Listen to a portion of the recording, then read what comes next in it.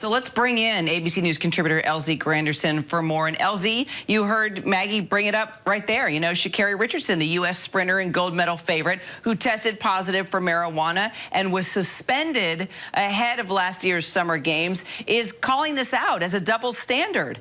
Richardson now asking for answers as to why she was banned immediately. But there is a difference here, as Maggie just laid out, LZ, right? That the rules, when it comes to minors, it's different from the adult athletes. I guess we could say that's the reasons why. I guess we could point to those particular rules. That's what they're saying, right? That's what they're saying. You have a different opinion, I know. Well, I have several opinions about this. First and foremost would be, this is the Russians. This is a country that had a doping scandal go all the way up to the Kremlin in 2014. This is the Russians. They have bullied the international community, particularly the sports community, when it comes to doping for years. This is a country that had athletes test positive for performance-enhancing drugs, and for some reason, the Olympic Committee said, well, they can still compete, we just won't play your song.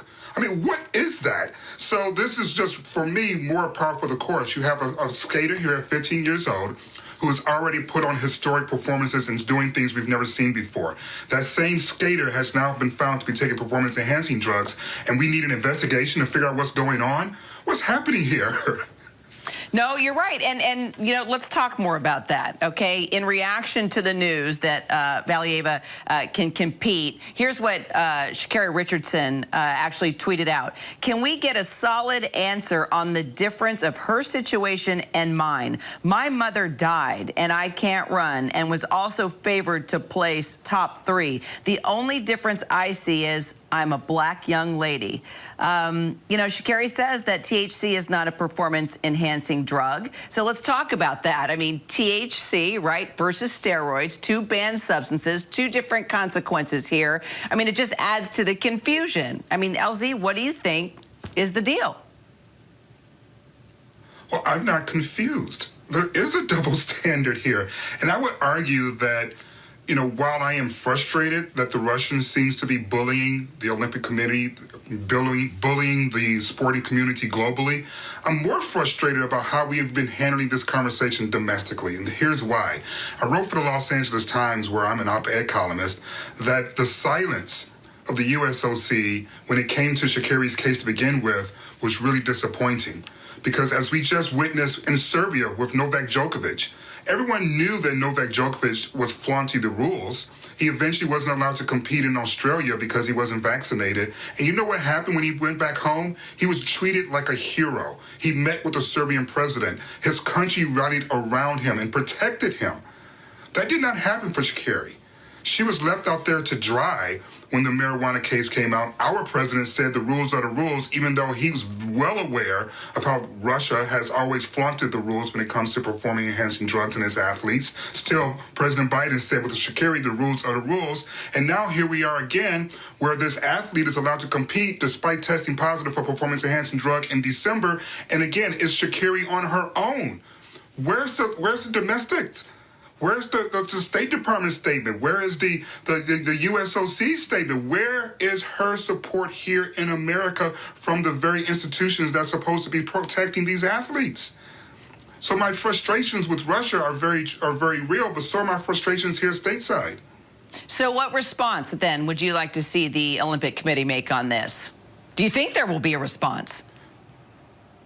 Yes, there will be a response. I mean, in their defense, they have at least said that there won't be any medal ceremonies, and if they do a thorough investigation and found that, you know, she had purposely taken this performance-enhancing drugs, if she were to get a medal, it would be stripped. Understanding all of that. But I go back to Sha'Carri. And the reason why is because there was an opportunity there for her still to be part of the Olympic team. There was an opportunity there for her to still be able to compete as a member of I believe, the 4x4 relay. But they opted to leave her off that final team as well. When you compete in the Olympics, you are able to do across many different events. And she would have been eligible for the last event. And we decided to keep her off the list for the last event as well, even though she would have served her suspension. So I'm sitting here and I'm trying to figure out, just like she is, what are the differences? And while I don't want to automatically just turn to race, you can see how race is certainly first and foremost when you look at the way that black women in particular have been treated internationally, whether you talk about the French Open with Serena Williams and Naomi Osaka, where you're talking about the way that they handle Simone Biles and the conversation surrounding her. So I can't help but notice that there seems to be compassion for this 15-year-old white Russian and thinking maybe she was victimized, and no compassion at all for this black woman who had just lost her mother and is trying to find comfort. Elsie Granderson, always great to have the conversation with you. Hi everyone, George Stephanopoulos here. Thanks for checking out the ABC News YouTube channel. If you'd like to get more videos, show highlights, and watch live event coverage, click on the right over here to subscribe to our channel, and don't forget to download the ABC News app for breaking news alerts. Thanks for watching.